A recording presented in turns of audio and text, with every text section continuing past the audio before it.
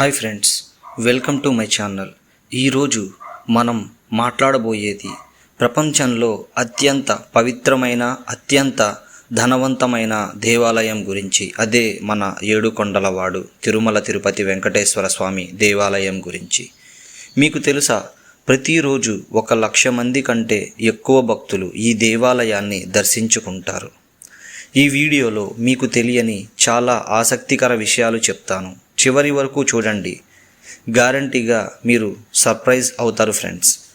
వెంకటేశ్వర స్వామి అంటే వెంకట కొండపై వెలసిన ఈశ్వరుడు అని అర్థం.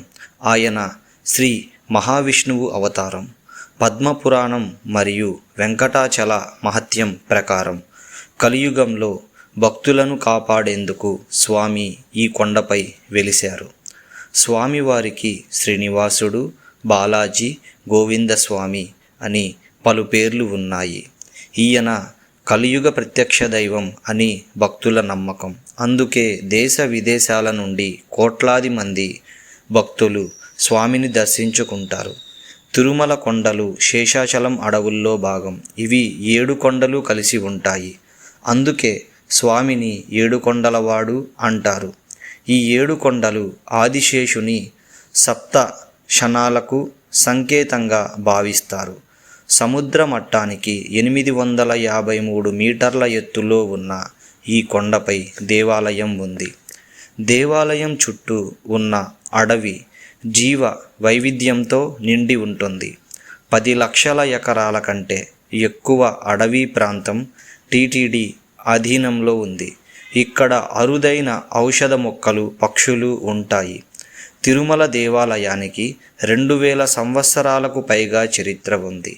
వేర్వేరు రాజవంశాలు ఆ దేవాలయ అభివృద్ధికి తోడ్పడ్డాయి. పల్లవ రాజులు 9వ శతాబ్దం తొలిసారిగా ప్రధాన దేవాలయ నిర్మాణం జరిగింది. పల్లవ రాజు తోండమాన్ చక్రవర్తి ఈ దేవాలయ పునర్నిర్మాణంలో కీలక పాత్ర వహించాడు.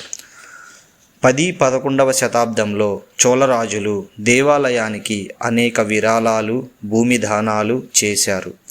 ఆలయ నిర్మాణాన్ని విస్తరించారు. 14-16వ శతాబ్దంలో విజయనగర సామ్రాజ్యం.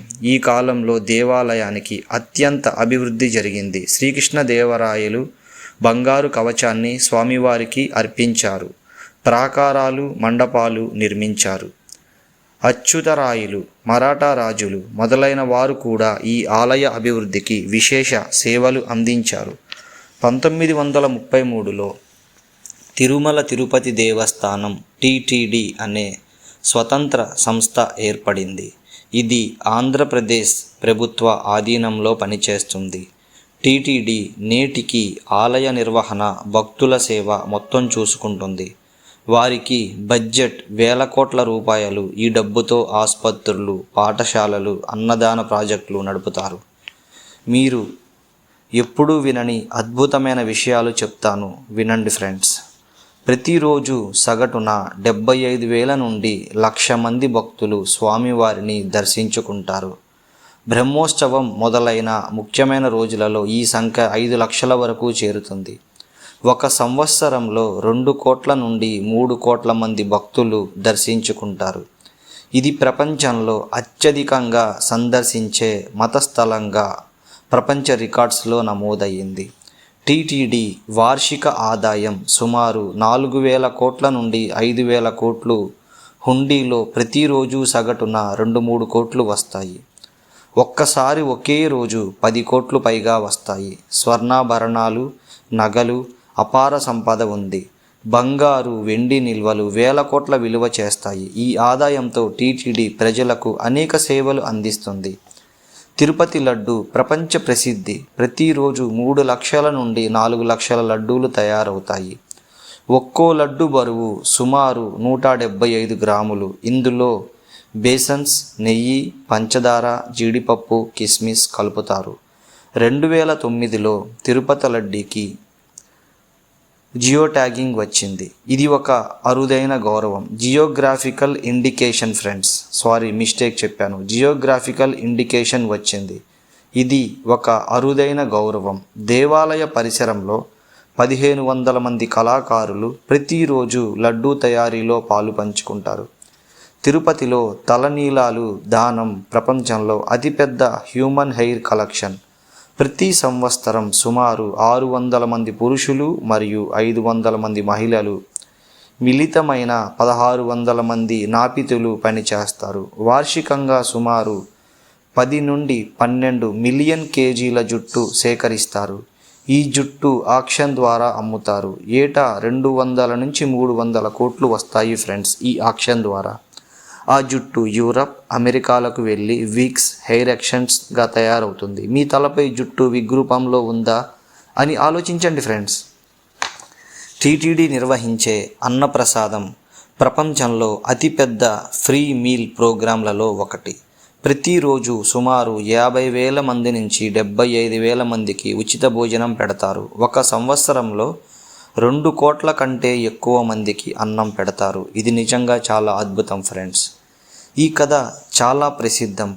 ఐతిహ్యం ప్రకారం శ్రీ మహావిష్ణువు పద్మావతి అమ్మవారిని వివాహం చేసుకోవడానికి కుబేరుని వద్ద భారీగా అప్పు తీసుకుంటారు. ఆ అప్పు కలియుగం చివరి వరకు తీర్చాల్సి ఉంది. భక్తుల హుండీలో వేసే నిధులు ఆ అప్పు తీర్చుకుందేనని, ఆ అప్పు తీర్చుకోవటానికే అని నమ్మకం. అందుకే భక్తులు ఎంతో ఆనందంగా తమ సర్వస్వం స్వామికి అర్పిస్తారు. తిరుమల స్వామి విగ్రహంపై కళ్ళకు గుడ్డ కట్టి ఉంటుంది. ఇందుకు పురాణ కారణం ఉంది. స్వామివారి దృష్టి చాలా శక్తివంతంగా ఉంటుంది. ఆ దృష్టి నేరుగా భక్తులపై పడితే వారు భరించలేరని నమ్మకం. గర్భగుడి వెలుపల నుండి సుమారు 7 నుంచి 9 మీటర్ల దూరం నుండి మాత్రమే చూడగలిగే ఏర్పాటు చేశారు. అలాగే శుక్రవారం నాడు స్వామివారికి సహస్ర దీపాలు వెలిగించేటప్పుడు మాత్రమే ముక్కని దర్శనం ఇస్తారు. ఇది అత్యంత అరుదైన గొప్ప అనుభవం. ప్రతి సంవత్సరం సెప్టెంబర్ నుండి అక్టోబర్ మాసాల్లో 9 రోజుల పాటు బ్రహ్మోత్సవాలు జరుగుతాయి ఫ్రెండ్స్. బ్రహ్మదేవుడే ఈ ఉత్సవాన్ని ప్రారంభించాడని ప్రతీతి. హంసవాహనం, గరుడ సేవ, రథసప్తమి, చక్రస్నానం ఒక్కో రోజు ఒక్కో విశేషంగా జరుగుతుంది. గరుడ సేవ రోజు 5 లక్షల కంటే ఎక్కువ భక్తులు వస్తారు. ఆ రోజు రాత్రి ప్రత్యేక వేడుకను చూస్తే మనసు పులకరిస్తుంది. ప్రతిరోజు తెల్లవారుజామున 3 గంటలకు సుప్రభాత సేవతో ఆలయ కార్యక్రమాలు ప్రారంభమవుతాయి.